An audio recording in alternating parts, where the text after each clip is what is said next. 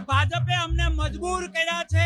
જો અમારી માંગ સ્વીકારવામાં નહીં આવે તો જે નશામાં ભાજપ સરકાર છે એ નશો ખેડૂતો ઉતારી નાખશે।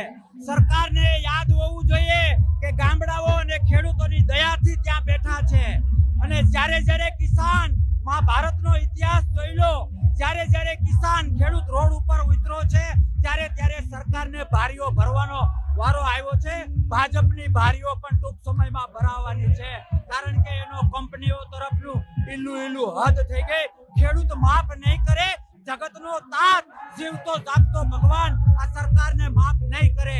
અમે છેલ્લા શ્વાસ સુધી લડીશું, છેલ્લા શ્વાસ। ત્યારે જ ન્યૂઝરૂમ ગુજરાતની યુટ્યુબ ચેનલને સબસ્ક્રાઇબ કરો અને ઇન્સ્ટાગ્રામ અને ફેસબુક પર ફોલો કરો। અપડેટ રહો, સત્યની સાથે રહો।